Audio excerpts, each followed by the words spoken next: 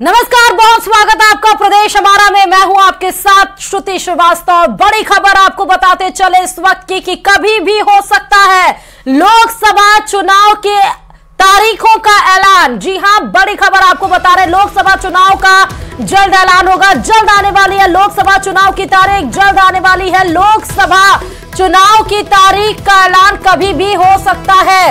आपको बता दें कि बलविंदर संधू और ज्ञानेश कुमार को चुनाव आयुक्त चुना गया है।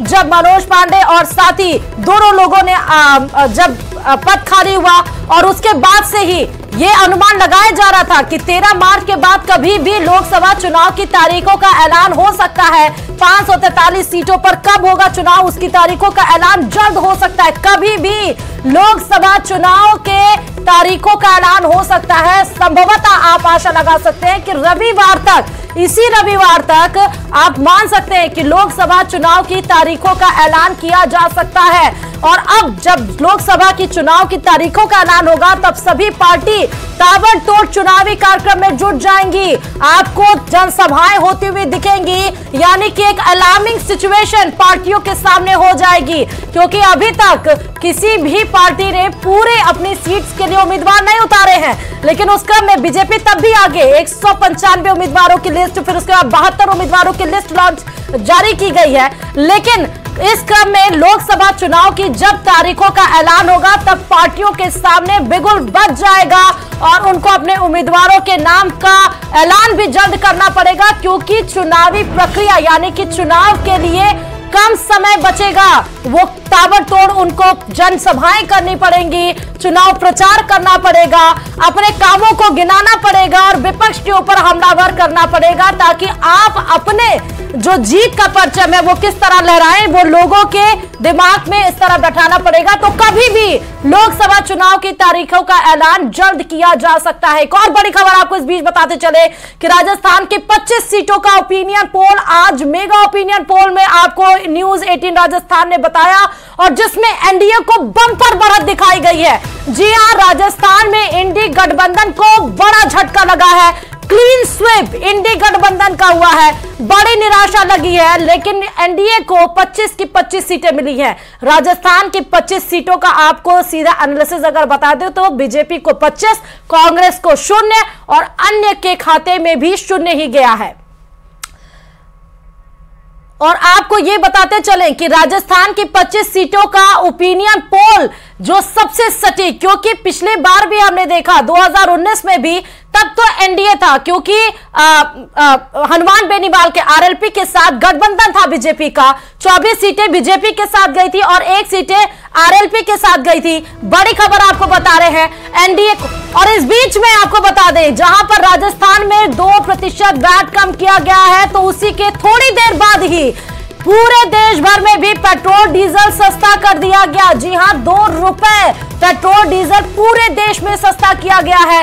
केंद्र सरकार की तरफ से बड़ा तोहफा लोकसभा चुनाव से पहले दिया गया, और ये भी जो देश भर में भी पेट्रोल डीजल कम किया गया है उसमें भी 6 बजे से नई दरें लागू हो जाएंगी। राजस्थान की जनता को डबल फायदा होगा। एक तो राज्य सरकार ने 2% वैट घटाया और वहीं केंद्र सरकार ने भी 2 रुपए कम कर दिए।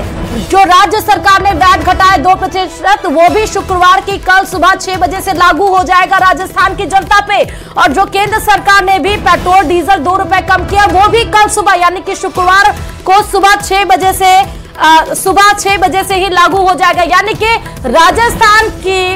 राजस्थान की जनता को डबल फायदा मिला है। केंद्र सरकार के 2 रुपए और 2% जो भजन लाल सरकार ने कम किए वैट में, सीएम भजन लाल शर्मा कैबिनेट ने पेट्रोल डीजल के दाम कम करने का बड़ा फैसला लिया और इससे सरकार ने वैट में 2% कटौती की है।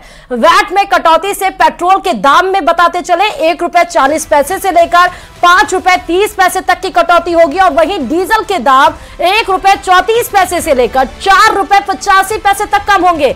यानी कि कैबिनेट मीटिंग के बाद सीएम भजन लाल शर्मा ने यह कहा कि अभी तक प्रदेश के अलग अलग शहरों में पेट्रोल डीजल के रेट अलग अलग थे, उस विसंगति को भी सरकार ने दूर कर दिया। अब हर जिले में एक ही रेट होगा। सीएम भजन लाल ने बताया कि पेट्रोल डीजल पर कम हुई कीमतें शुक्रवार सुबह 6 बजे से लागू होंगी। इससे राज्य सरकार के ऊपर 1500 करोड़ रुपए का भार आएगा। साथ ही कर्मचारियों का महंगाई भत्ता भी 4% बढ़ा दिया गया है।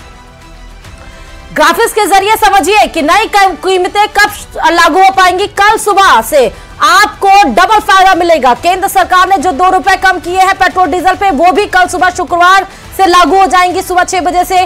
राजस्थान की सरकार ने जो 2% वैट कम किए हैं, 1 रुपया 40 पैसे से लेकर 5 रुपया 40 पैसे तक, वो भी कल सुबह 30 पैसे तक, वो भी कल सुबह शुक्रवार के सुबह 6 बजे से लागू हो जाएंगे। पेट्रोल की कीमतों में देखिए किस तरह से कम किया गया है। 1 रुपया 40 पैसे से लेकर 5 रुपया 30 पैसे तक पेट्रोल सस्ता हो पाएगा। यानी कि जो राजस्थान के अलग अलग राज्यों में श्रीगंगानगर की अगर हम बात करें 119 रुपए पेट्रोल है, और वहीं डीजल की अगर हम बात करें तो 1 रुपया 34 पैसे से लेकर 4 रुपया 85 पैसे तक सस्ता हो पाएगा। प्रेस कॉन्फ्रेंस में मुख्यमंत्री भजनलाल ने क्या कुछ कहा है वो आपको सुना देते हैं। 1 रुपये 40 पैसे से लेकर के 5 रुपये 30 पैसे तक कम होगा पेट्रोल के अंदर। इसी प्रकार डीजल में 1 रुपये 34 पैसे से लेकर के 4 रुपये 85 पैसे तक कम होगा। कि हमारी केंद्र सरकार के कर्मचारियों के अनुरूप हमने 4% महंगाई भत्ते की बढ़ोतरी की है।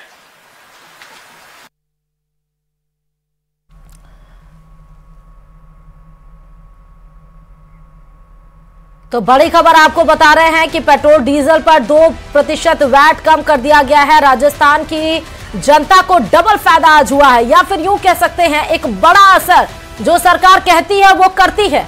केंद्र सरकार ने भी कहा था कि विधानसभा चुनाव से पहले की वैट दरें कम कर दी जाएंगी। विधानसभा में नहीं लेकिन लोकसभा के पहले राजस्थान की जनता को डबल फायदा जरूर मिला है। केंद्र सरकार की 2 रुपए पेट्रोल डीजल कम करने की और साथ ही राज्य सरकार ने जो 2% वैट कम किया है। एक और बड़ी खबर इस बीच में बता रहे हैं जयपुर से, जहां पर जासूसी के आरोप में आर्मी वर्दी स्टोर संचालक को गिरफ्तार कर लिया गया है।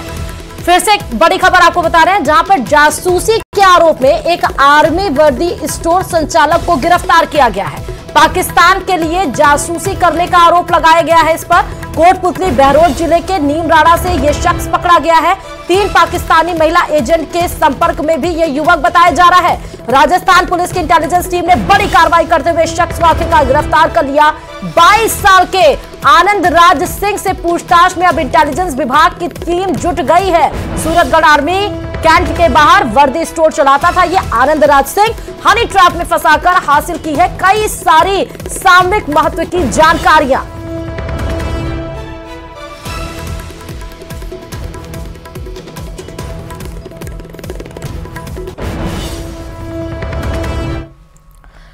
और आगे बढ़ते बताते चले कि पेपर लीक माफियाओं पर ताबड़तोड़ कार्रवाई की जा रही है। एसओजी की टीम के साथ सीएम भजनलाल ने अहम बैठक की।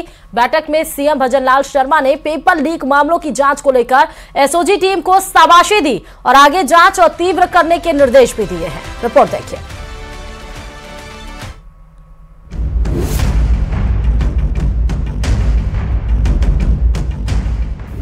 एसओजी टीम से मिले CM Bhajanlal Sharma. SIT team के सदस्यों से भी की है मुलाकात। नकल गिरोह पर लगाम कसने के लिए दी शाबाशी। सीएम भजनलाल शर्मा की ओटीएस आवास पर एडीजी वीके सिंह के नेतृत्व में पेपर लीक पर गठित टीम ने उनसे मुलाकात की। सीएम ने एसओजी और एसआईटी टीम के सदस्यों के साथ बैठक की। बेहतर कार्रवाई और नकल गिरोह पर नकेल कसने के लिए जांच टीम को शाबाशी दी। इस दौरान सीएम को प्रगति रिपोर्ट सौंपी गई। बैठक के दौरान डीजीपी यूआर साहू भी मौजूद रहे।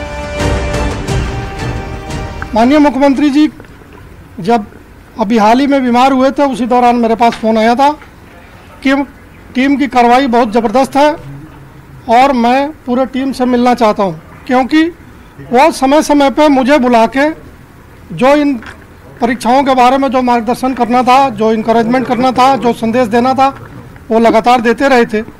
लेकिन उन्होंने इच्छा व्यक्त की कि मैं पूरे टीम से मिलकर एक बार उनको ये बताना चाहता हूँ कि ये जो कार्रवाई हुई है वो राजस्थान की जनता के लिए कितना महत्वपूर्ण और जो निराश युवक थे उनके मन में कितना आशा बढ़ने वाला था। सीएम ने खुद जांच टीम को ओटीएस पर बैठक के लिए बुलाया। इस दौरान सीएम ने टीम को शाबाशी दी और पेपर लीक जांच में गहराई तक जाने के निर्देश दिए। सीएम ने कहा है कि राजस्थान में चीटिंग और पेपर लीक को जड़ से खत्म करना ताकि योग्य युवाओं को रोजगार के अवसर मिले। एसआईटी के गठन के बाद से एसओजी द्वारा जो लगातार कार्रवाई की जा रही थी और ये जो लेटेस्ट खुलासा हुआ था 2021 में जो सब इंस्पेक्टर भर्ती हुई थी, भर्ती का एग्जाम हुआ था, उसमें जो गड़बड़ियां हुई थी उसका खुलासा, पूरे गैंग का खुलासा करके और लाभार्थियों को जो गिरफ्तार किया गया था, इससे विशेष तौर से युवाओं में और दूर दराज के गांव में भी जो कानून में आस्था रखने वाले लोग हैं उनमें काफ़ी अच्छा मैसेज गया था। एसओजी को भी और सरकार को भी जगह जगह से ये फीडबैक मिल रहा है लगातार कि ये कार्रवाई बहुत दिनों से अपेक्षित थी और अब जाके नई सरकार में यह कार्रवाई हो रही है। पेपर लीक मामले में अब तक कई सरकारी अधिकारी और कर्मचारी एसओजी की रडार पर आ चुके थे। ये भी बताया जा रहा है कि एसओजी ने जिन सरकारी कर्मचारी और अधिकारियों को आरोपी के तौर पर चिन्हित किया, इनमें से जो फरार चल रहे हैं उनकी सैलरी और भत्ते रोकने के लिए भी सीएम भजनलाल शर्मा ने एसओजी की तरफ से कहा है। इसके अलावा एसआईटी विंग बनाने का प्रस्ताव भी एसओजी की तरफ से सीएम भजनलाल शर्मा को दिया गया। न्यूज़ 18 राजस्थान के लिए रोशन शर्मा की रिपोर्ट। और रुकते हैं छोटे से ब्रेक के लिए, देखते रहिए न्यूज़ 18 राजस्थान।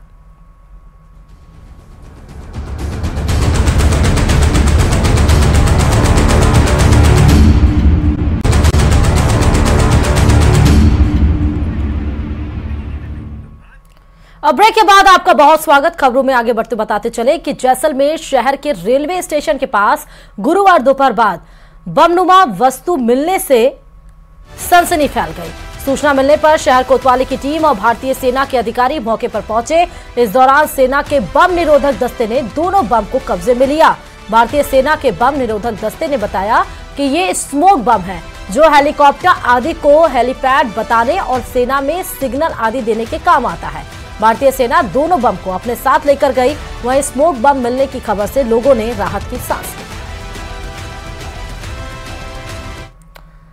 अब वहीं राजस्थान लोक सेवा आयोग की ओर से 17 मार्च को 2 पारियों में आयोजित होने वाली लाइब्रेरियन असिस्टेंट प्रोफेसर और पीटीआई कॉलेज शिक्षा की परीक्षा आयोजित की जा रही है।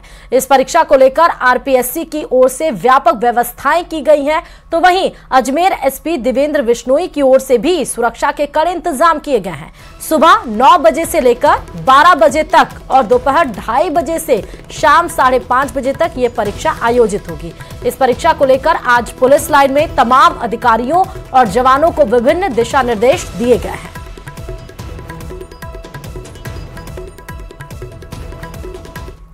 और तमाम खबरों के साथ प्रदेश हमारा में फिलहाल इतना ही, और खबरों के लिए देखते रहिए न्यूज़ 18 राजस्थान। नमस्कार।